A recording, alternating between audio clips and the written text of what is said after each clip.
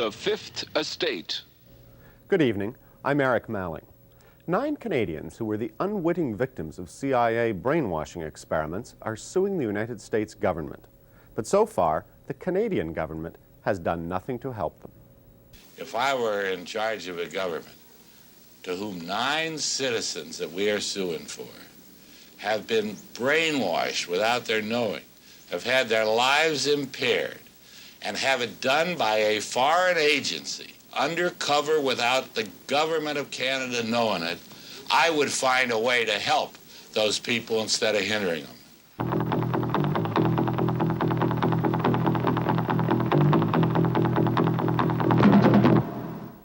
4 years ago, there were some startling revelations about the activities of the CIA in Canada. The American Intelligence Agency had paid for a series of brainwashing experiments under a project codenamed MKULTRA. The tests were conducted in secret in the United States and in Canada at a mental hospital attached to McGill University. Experimental drugs, including LSD, were administered to human guinea pigs. The patients were never told that their treatment was part of a CIA experiment. 9 Canadians are now suing the U.S. government for $1 million apiece. They charge that their lives were disrupted forever as a result of the brainwashing. Despite the fact that the CIA operated secretly in Canada to fund these medical experiments on Canadian citizens, the federal government in Ottawa has joined hands with the government in Washington to hold back vital information which might at last reveal all the sordid details. In Winnipeg, Val Orlico spends a lot of time tending her plants. It's one of the few hobbies she has left. She used to devour books and write long letters. Now she can't concentrate on a book for more than a single page, and writing a letter is beyond her. She's on medication 24 hours a day. If she wasn't married to David Orlico, an NDP member of Parliament, she might never have learned the full story of what happened to her. That's very good. I better get out the tomatoes and the green pepper and... In 1956, suffering from depression after childbirth, Mrs. Orlico was referred by her Winnipeg doctor to a top psychiatrist in Montreal. Unknowingly, she was about to become part of a cruel CIA experiment, codenamed MKUltra. In Langley, Virginia, outside of Washington, stands the headquarters of the Central Intelligence Agency, protected by walls of secrecy as high as the trees. Stored inside computers like this one is what's left of the CIA files on the MKUltra project. Convinced the Soviets and Chinese had perfected brainwashing during the Korean War, the agency sought to perfect its own techniques, both to protect its agents and to use as a weapon. Who did you meet with in the safe house? The CIA man overseeing the project was John Gittinger. There was continued pressure put upon anybody within the agency in connection with trying to explain or understand brainwashing. So we were charged with rather an elaborate attempt to try to find out chemical, psychological, any kind of means that people could use to influence the behavior of the people. In Montreal, on the side of the mountain overlooking the city, stands an ancestral home bearing a name worthy of an Edgar Allan Poe horror tale, Ravens Crag. Donated to McGill, Ravens Crag became the Allen Memorial Institute for the Treatment of Mental Illness. Here the CIA channeled money for MKUltra, Sub-Project 68, which became a real-life horror tale. The project chief in Montreal was Dr. Ewan Cameron, world-renowned chairman of the Department of Psychiatry at McGill and director of the Allen Memorial Institute. The CIA secretly funded the medical experiments through a front in New York City called, of all things, the Society for the Protection of Human Ecology. Documents show that the agency had been impressed with earlier work done at McGill in sensory deprivation, work that was useful in designing sophisticated torture techniques later on. But at the time, brainwashing looked even more promising, and Dr. Cameron was the perfect one to carry out the work, an American citizen with a world-class reputation, operating outside of the United States. Dr. Cameron certainly had the credentials. At various times, president of the Canadian, the American, and even the World Psychiatric Association. These are the days and hours are the occasions. In an address to colleagues from around the world, Cameron showed that he certainly knew the potential of the human mind, for good and bad. And it is his mind, no less, which may destroy mankind. Val Orlico came to the Allen for her postpartum depression. Everybody in the hospital was very much in awe of Dr. Cameron, and he strode the halls like a giant. And people would say, oh, there but for God goes God. And to me, I thought, how could he possibly ever take me for a patient? Who am I? I mean, this great man who's done all these marvelous things. And boy, I better work hard, and I better do everything that he tells me to do. And, you know, I don't want to lose this opportunity to get well. Like Mrs. Orlico, Mrs. Janine Huard of Montreal came to Dr. Cameron depressed after childbirth. The depression was made worse by a hearing problem that coincided with the birth of her child. She, too, was in awe of Dr. Cameron. He was a very, very impressive man. And I was told he was the best doctor in North America. So he would look at you a few minutes, ask you a few questions, and then proceed with the treatments. But I never saw him once in all the times that I saw him that I wasn't afraid. Every time I went down to his office, I would shake with fear. And every time I'd see him coming down the hall, I'd shake with fear. But I adored him. Dr. Elliot Emanuel knew Cameron. He was an authoritarian, ruthless, power-hungry, nervous, tense, angry man. Not very nice. At Ravenscraig, Dr. Cameron went further with drugs and electric shock treatments than any of the U.S. researchers in the MKULTRA project dared. His aim was to wipe the mind clean. Then he would implant new messages by forcing the patient to listen to a hypnotic repetition as many as 250,000 times. This was called psychic driving. Most of the drugs used in the program were experimental, and some dangerous.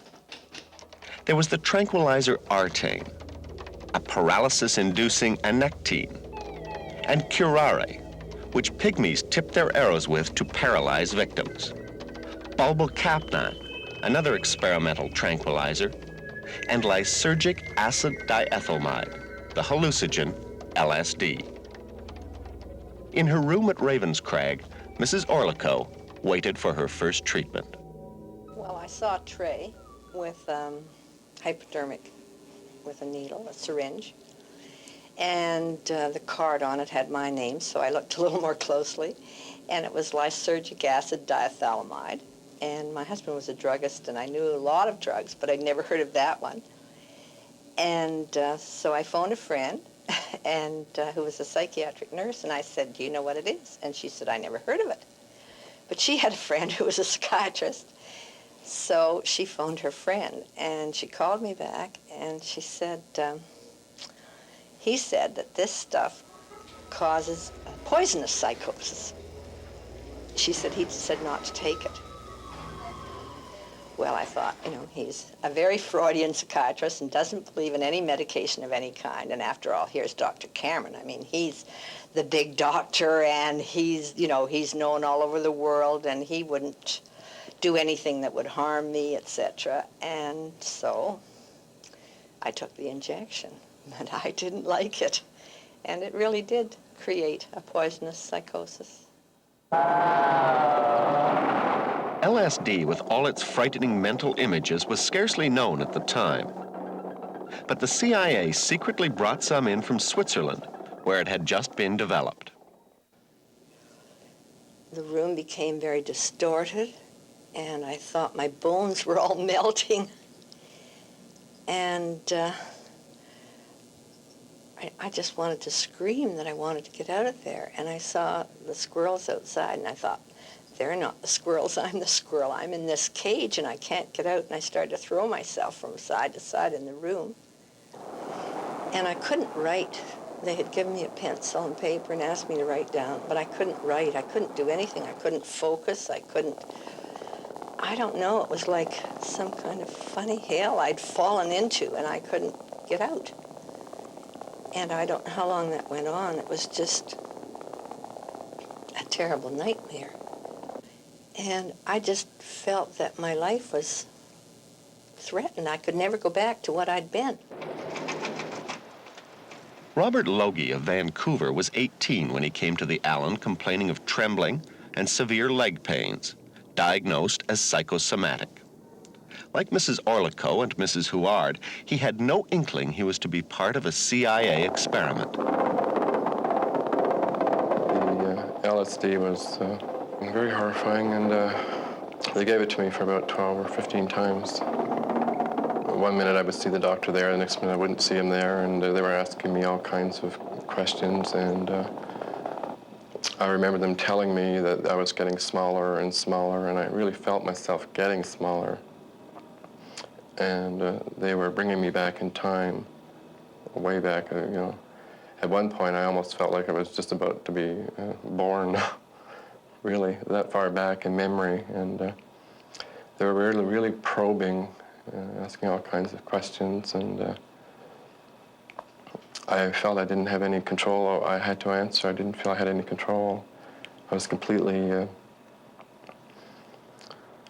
like they had complete control over me. Mrs. Huard, like the others, was forced to pay for the so-called treatment, massive electric shocks, and all the drugs. They would give me as much as 40 pills a day. And I would ask the nurse, what is that? They would say it's a new drug, and they only name it by a number. What did all those drugs do to you? How did they make you feel? Well, I was very, very strong, well-powered.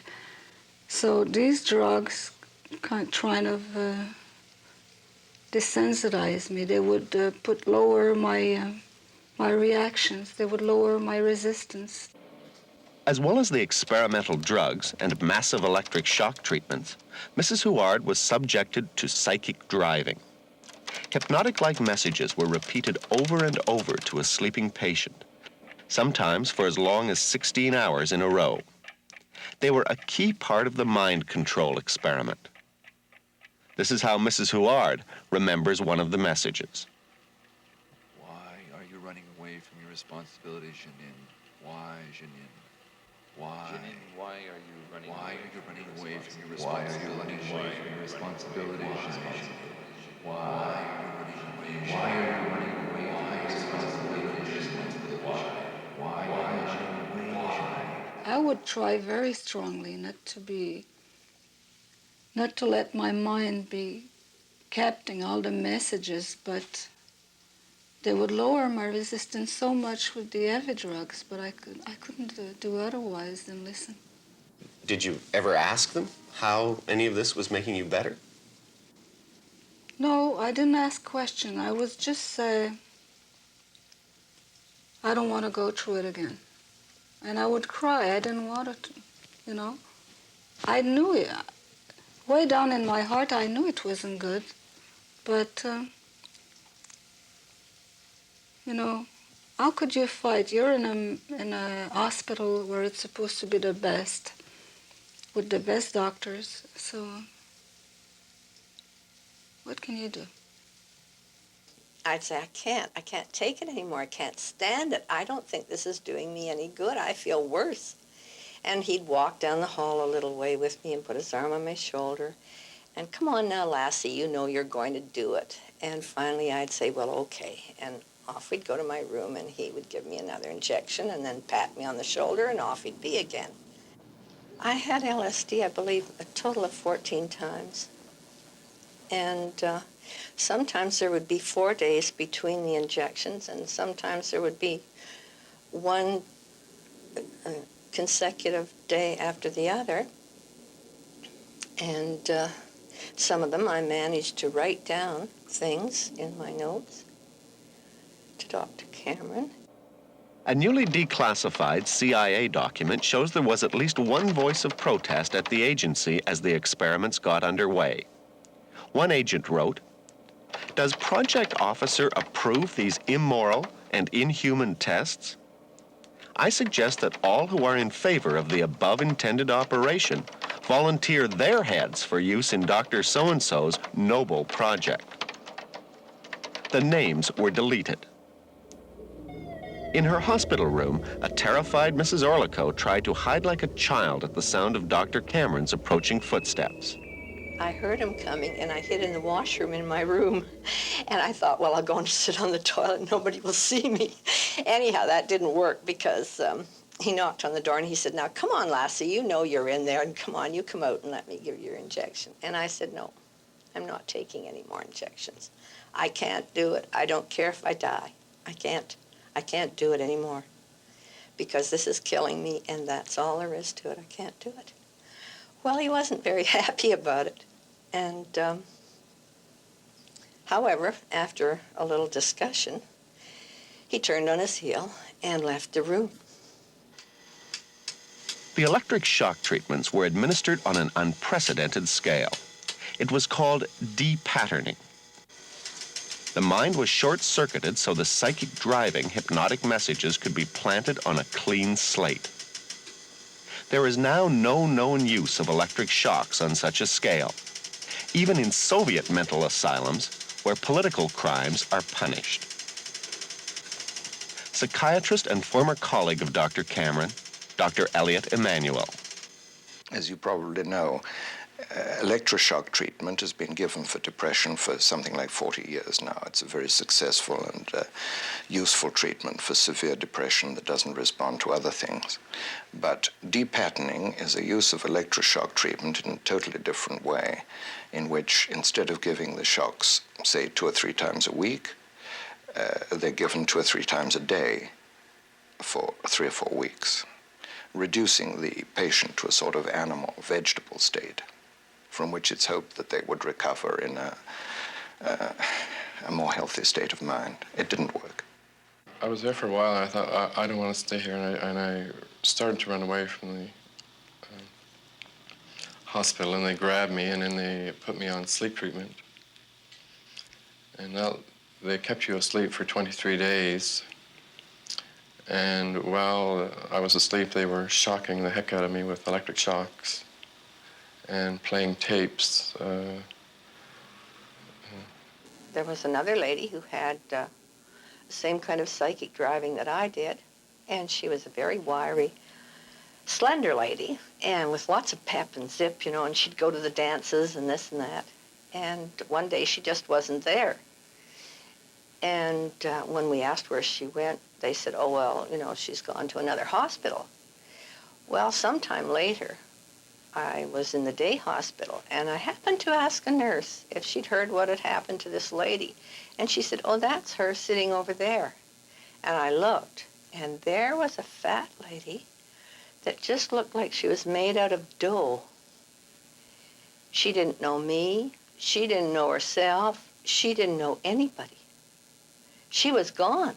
Now, that's a death. Did you ever try and get away from there? Did you ever say, "I'm just not going back"? I tried. I was home for the weekend, and I had a pass for the weekend. That's how they call it.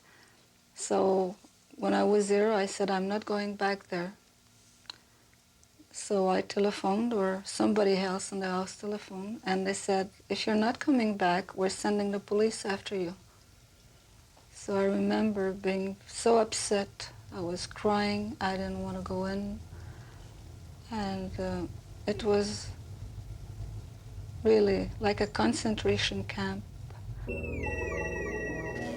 There was a gentleman who jumped off the roof of the Allen. I don't think he had LSD, but he had sleep therapy with psychic driving, you know, with the driving tapes under his pillow. And they told him he was going to go home. And he'd just come out of sleep therapy. and he just jumped. He said, went around, big smile on his face, said goodbye to everybody, went up on the roof and jumped off and landed at the back door of the Allen, which was a dreadful, awful thing. I don't think he was more than 30. And he was just gone. Just gone. And there was this big washed area at the back door. Nobody would go in and out of that back door for a long time. And everybody in the hospital spoke in hushed tones, and everybody was affected. They would not talk about it. It was as though it did not happen. In 1973, all MKUltra files under the control of the Technical Services Division Chief of the CIA were ordered destroyed by the director, Richard Helms. But in a bureaucracy as vast as the Central Intelligence Agency, it's difficult to destroy everything. And the damning evidence of the Cameron Project surfaced after a Freedom of Information Act suit. It revealed Mrs. Orlico had reason for her nightmares and her doubts. I've heard that it was the most brutal program under MKUltra in the States and in Canada, that this was the most brutal. It was an awful feeling to realize when I found this out that the man whom I had thought cared about what happened to me didn't give a damn. I was a fly, just a fly. Her husband, David Orlico, NDP Member of Parliament for 22 years, remembers the cost. We had Blue Cross coverage, but we didn't have, but Blue Cross did not cover treatment in a mental hospital. So what we did after the first year was to sell the house, which was really the only money that we had. And my daughter and I moved in with Al's mother. And we stayed there almost 3 years. It was tough, but the financial cost was really a small part of the cost. If you're talking about cost, it really disrupted our lives. Mrs. Orlico sued the Allen Memorial Institute, and last year it quietly settled out of court for $50,000. But that's only the amount she estimates she had to pay for what she thought was treatment. Apart from giving Mrs. Orlico her money back, the Allen has done nothing to compensate Cameron's other victims. But in the U.S., a former CIA director, Stansfield Turner, promised the Congress the agency would try and track down victims of the MKUltra project in both Canada and the U.S. so they might get compensation. The CIA wrote the Allen this recently declassified letter. Addressed to Maurice Danger, then director, it said, "It has been our understanding that there are no remaining records of Dr. Cameron's research that might reveal the identities of patients under his care during the time period in question. However, by way of leaving no stone unturned, we now inquire whether this information might be reconstituted through patient records, financial records, or other hospital records. Sincerely yours, Daniel B. Silver, General Counsel, CIA." So even the CIA made some effort to find the victims, but little help from Montreal. There is no record of the Allen ever attempting a search of all its medical records, although Cameron's successor admits it would be easy enough to do. CIA documents show that 53 people in Montreal were subjected to the MKUltra experiments, but only 9 of those have been positively identified. Apart from Orlico, Huard, and Logie, there were 3 Montreal housewives, one of whom is now institutionalized. There's a Montreal businessman who never really got his life together again after the experiments, and another man who's been destitute for most of the time since. Ironically enough, one of the victims is now a psychiatrist practicing in Eastern Ontario. She obviously functions well enough, but after the experiments, 10 years of her memory was wiped right out. The McGill project was abruptly terminated in 1964, and so Dr. Cameron returned to the United States. 3 years later, he died suddenly of a heart attack. Subsequent evaluation of Cameron's work in Montreal by his successor showed that the intensive shock therapy was not only medically useless, but potentially dangerous. Cameron, though, never revealed how much he knew about the CIA sponsorship of his work. Robert Logie was later given cortisone treatment for the pains in his leg that brought him to the Allen in the first place. It worked, but his mind is a different story. He now has joined with Mrs. Orlico, Madame Huard, and 6 other Canadians in a massive lawsuit against the United States government. They contend that they sought treatment and instead were made unwitting victims of CIA experiments. The 9 Canadians are seeking $1 million apiece in damages from the U.S. government. The CIA intimidates many American law firms, but this case is being fought by a lawyer who defended Lillian Hellman and Arthur Miller during the McCarthy witch hunts for communists. In preparation, the lawyers have interrogated every CIA agent involved in MKULTRA, including former director Helms. With the trial expected to start soon, Joseph Raw sums up the case with his junior partner, James Turner. What we get out of Gittinger? John Gittinger is the former CIA staff agent who testified that at his request, the CIA contacted Cameron and informed him that a front in New York would support his work. As a result of that, Cameron received CIA funds to finance the LSD and brainwashing experiment. In other words, Cameron, all he did was what the CIA was in effect asking him to do. Yeah. And what he said he was going to do, and he did it. And then they paid him money for it. And then what about Gottlieb now? We got a lot of stuff out of Gottlieb. Here's one of his depositions. We got him, I take it. He said, I'm going to wash my hands of this. I'm approve the project, but I don't have to take care of the Canadian citizens who are going to be affected. Is that fair? That's fair. He admitted that they took no steps whatsoever to guarantee that people wouldn't be injured if it could be avoided, or to make sure that people even knew that they were participating in an experiment. Well, this guy Gottlieb's got quite a record, doesn't he, on negligent action ahead of time. I mean, before this ever... He was personally involved in an experiment that resulted in the death of a U.S. Army... Is that the one where they put the LSD in the Cointreau of a guy named Olson? Yeah, and then he jumped out of a window and committed suicide in New York City. They managed to cover that up, too. I like a man who was general counsel of the CIA. His name's Larry Houston. And at that time, he said this was culpable negligence. He was a general counsel. And they went on, left a guy on the job who had been guilty, according to their own lawyer, of culpable negligence. What about Helms? We took his deposition, too. It's right here. Yeah, it's an awful thick deposition. He didn't remember a whole lot. There's a major case of forget-me's. The only thing that we really got out of him was that he instructed Gottlieb, the CIA's Dr. Gottlieb, to destroy the records. When the story broke about the covert CIA activities on Canadian soil, the United States sent a formal apology to the Trudeau government. But External Affairs Minister Alan McEachern has refused to release that document to Mrs. Orlico and the others in the lawsuit. This declassified State Department letter shows why. Addressed to the Canadian Embassy, it reads, "This is with reference to your request for the views of the U.S. intelligence community concerning possible release by the Canadian government of certain documents relating to the Orlico matter. Your request was given careful review, on the basis of which it has been requested that the Canadian government withhold from public disclosure the documents in question." We've moved heaven and earth to get the correspondence and the documents and the discussions between the Canadian government and the United States. The United States won't give it to us because they're covering up their wrong. The Canadian government won't give it to us because they're scared of the United States government.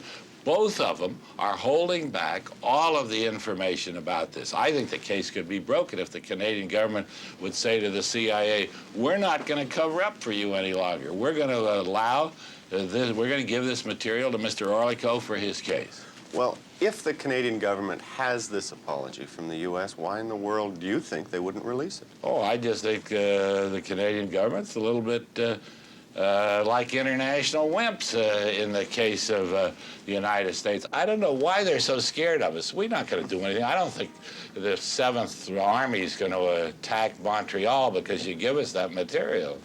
I understand, though, that the American position is that this kind of CIA material can't be released for national security reasons. Maybe that's true. Well, security, my neck. First, the CIA, everything they forget. Then when they have to stop forgetting, because it's ludicrous, then they say it's all national security. What is national security about the apologies of the United States to Canada? They get very belligerent, the Canadians, with the Russians when they shoot down the 007 with some Canadian citizens. But when the CIA covertly does something to all the citizens, ruined the lives of many of these citizens, well, the Canadian government's doing nothing. I don't know why. Canada made forceful representations on behalf of the Toronto businessman who was kidnapped by bounty hunters taken back to Florida. That wouldn't indicate that they're afraid to make a ruckus down here. That was a pretty easy situation. I mean, my God, you kidnap a Canadian and take him to the United States, heavens above. And furthermore, who do you have to fight there? A couple of bounty hunters. Here you're fighting the CIA. That scares Canada. I'm surprised that if your case is as strong as you say, that the American government isn't trying to get an out-of-court settlement, pay out a bunch of money, and just hope it'll go away. When the CIA went into this brainwashing stuff, what they call the MKULTRA program, when they went into that, they injured lots more people than the 9 we are suing for. They injured a great many other people. Here in the United States? Here in the United States. They may feel that they've got so many skeletons in their closet that settling with us, even though we're clearly right and they would like it to go away, would hurt them as a precedent. I can't think of any other reason that they're being so really rough on us. I think there is a duty on the government to release, in a matter such as this, all of the information it has. Alan Lawrence is the conservative justice critic in the Commons. There's been government complicity or government negligence, so be it, you know. It's far better to make a full disclosure and a full confession of your sins in a matter such as this. It's always a difficult thing for anybody to sue a government or sue an agency of a government. And if you don't have the cooperation of your own government in doing it, you have a few strikes against you right off the bat.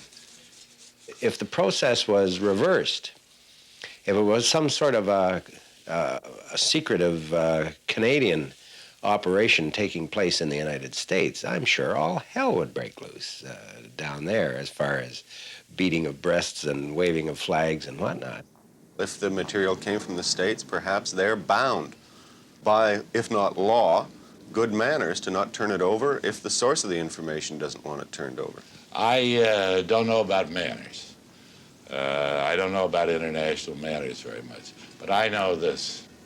If I were in charge of a government to whom 9 citizens that we are suing for have been brainwashed without their knowing, have had their lives impaired, and have it done by a foreign agency, undercover without the government of Canada knowing it, I would find a way to help those people instead of hindering them.